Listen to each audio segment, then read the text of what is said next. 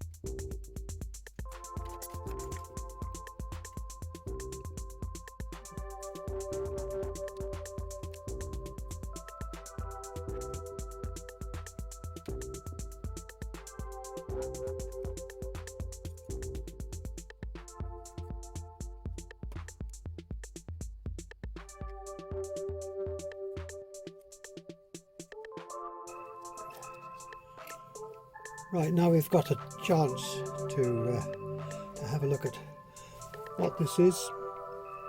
You can see this wheel that has caused the trouble.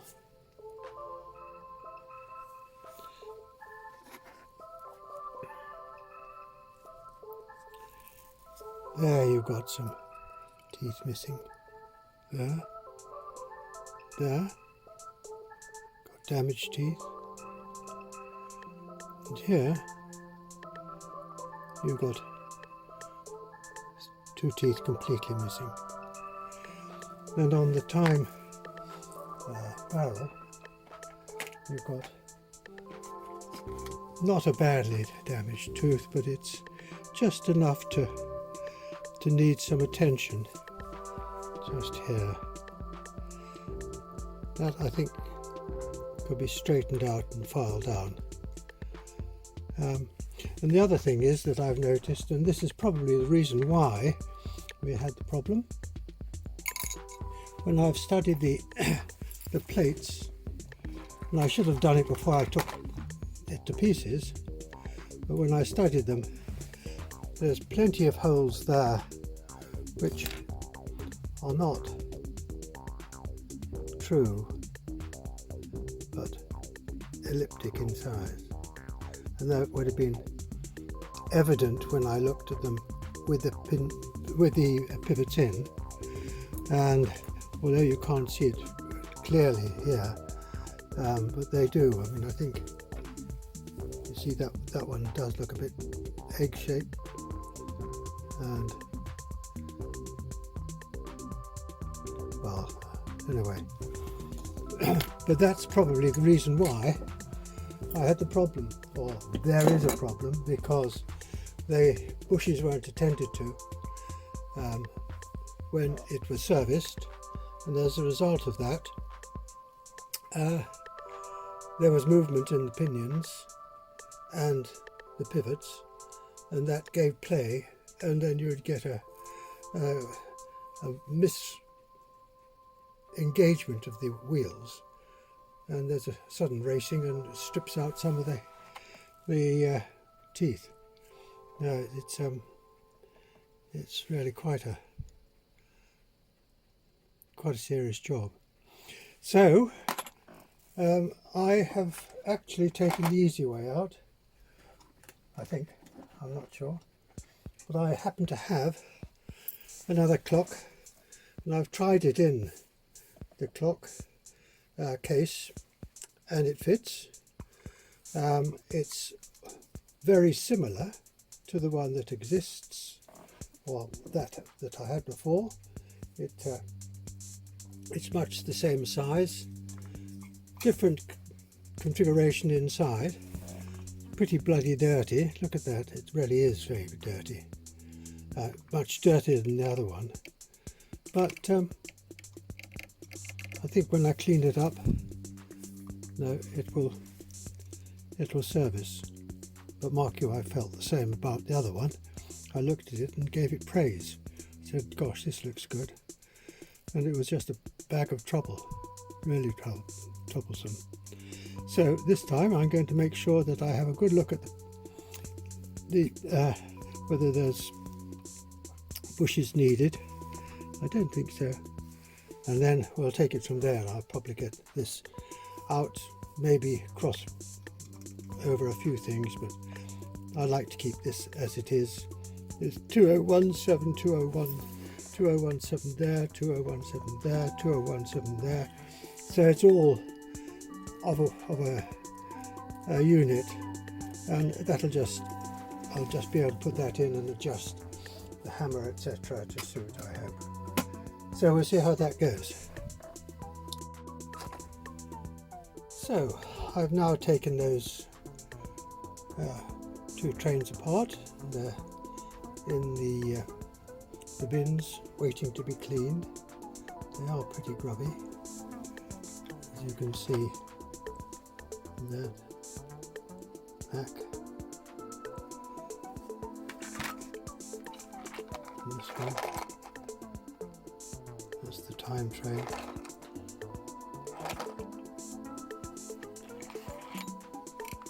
And here's the strike train. And then the plates are here and over here.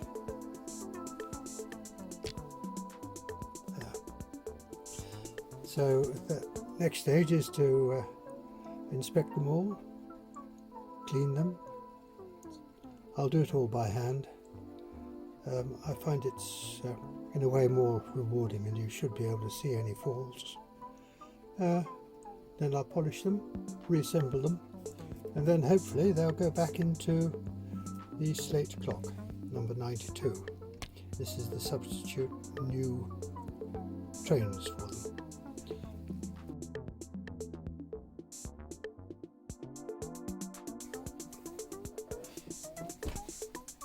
Well, we've already had a disaster with the original trains of this clock, which had some wheels very badly damaged, and so I have decided to use a different train which fits quite conveniently, I think, and if I can get it working it will be ideal, and it will be a train which is as good as, if not better, than the original.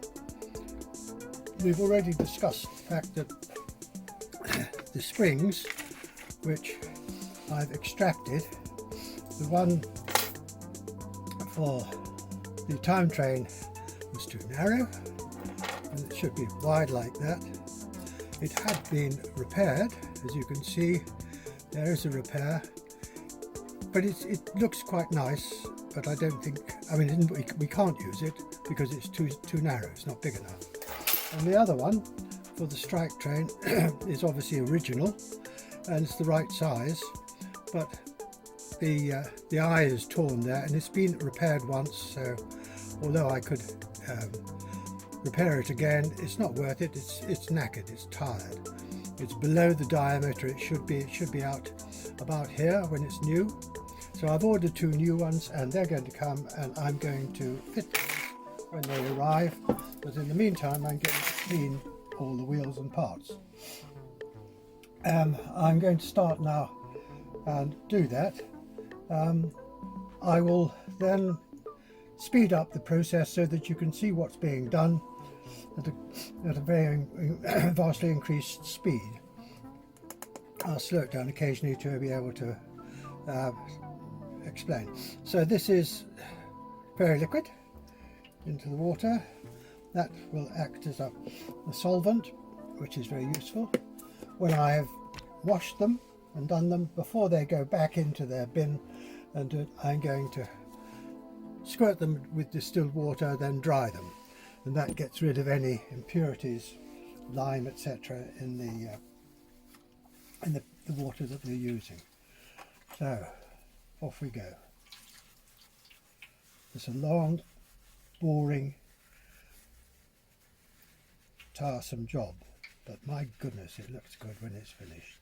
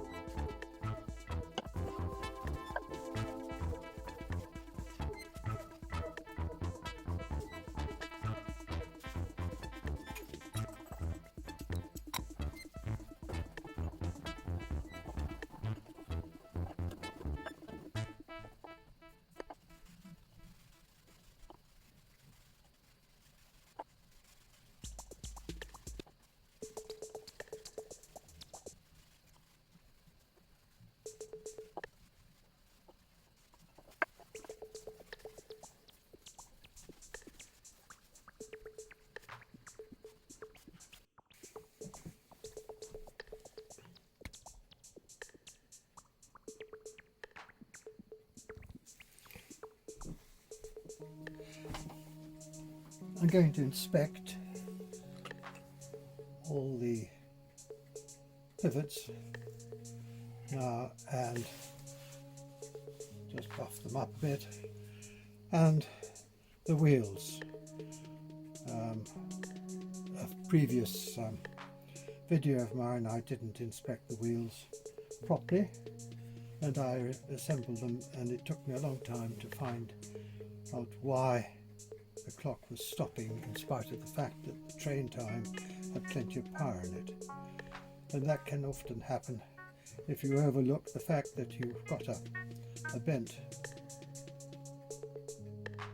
tooth on the time train, or if you've got one of the pivots is bent and it's not quite right, and it will play up. Or the other thing is, of course, is if the leaves on some of the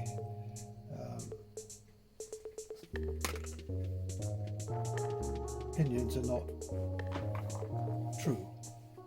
So it's just a matter of now going through these and just polishing them up, and with a burnishing tool, and inspecting the wheels. There's quite a lot to do.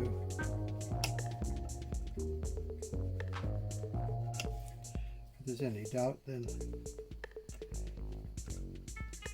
you take remedial action perhaps on the lathe. It's just a matter of burring over any grooves that may be worn in the pivot.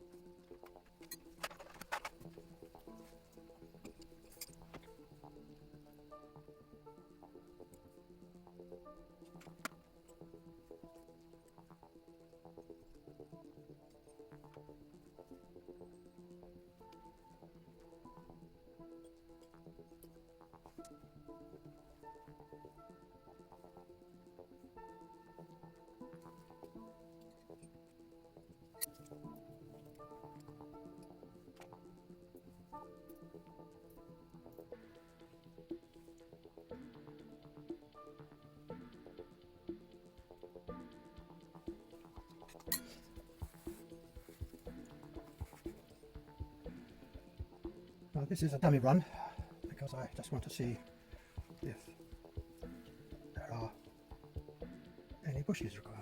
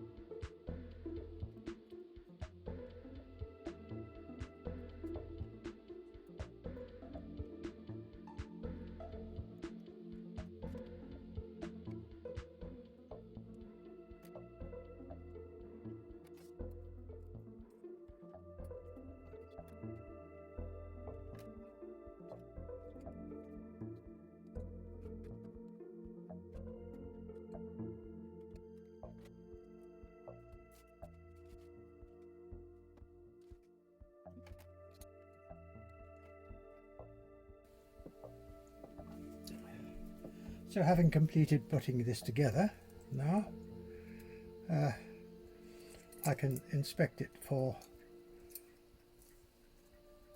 bushes and whether they're required or not. And you can do that. You can see the pins there, pivots, and you can see that they're free to move, but they're not going to move in any way as a wobble. And it's the same on this side too. They're all nice and tight, and I can move them. They can move, but they're not wobbling in oval holes, so that's good. So I've got that far. That means I can now, next stage is to put the rest of the front on and the back, oil it, wind it and run it for a week or two.